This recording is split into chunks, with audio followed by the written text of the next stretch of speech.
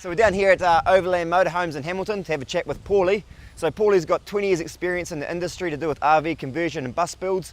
His knowledge and expertise in this area is going to be absolutely invaluable. So we're here to put Henry up on the hoist. We'll put some water tanks in, the heaters, the gas cylinder, cut some hatches out as well as the top hatch as well. Let's get inside and get amongst it.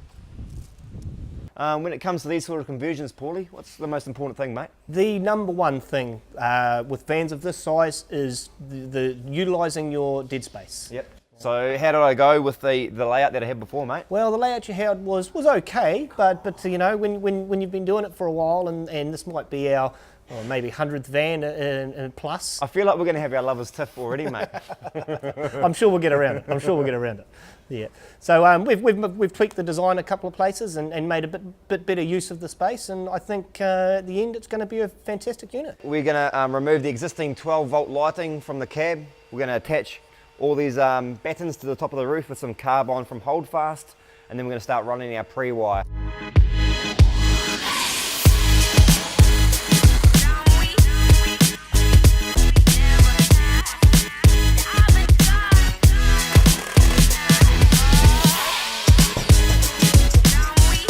So I've got some 4mm twin wiring. I'm going to run these all to my appliances, to my lights and to my power points, all the way back to the battery, and I'll just try to use all these struts where I can to try and hide all the wiring.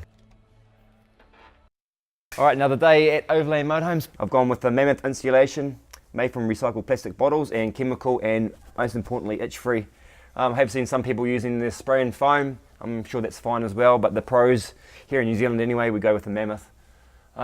Basically we just use this ADOS spray, spray it on the surface, spray it on the back of the insulation, chuck it up. Really important that we use a respirator because it's quite potent, much like my breath in the morning. So really important that we pretty much cover every single surface that we've got available. It's good at keeping the heat out as well as keeping the heat in.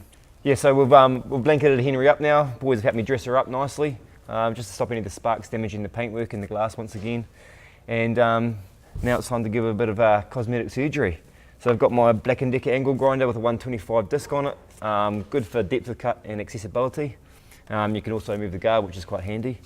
So a little bit nervous, just hoping I'm not going to have a big panel beating bill after this, so wish me luck.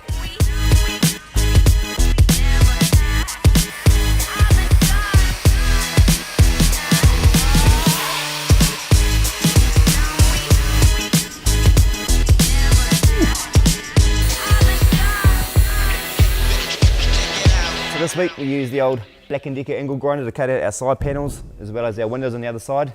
She's 1200 watts of absolute power and brutality, 125 cutting disc, great for depth of cut and accessibility, easily changeable guard as well. So get on down to Mitre 10 or Mitre 10 Mega, pick one of these puppies up, so you might win that big puppy over there. Be pretty handy, wouldn't it? Create your own adventure.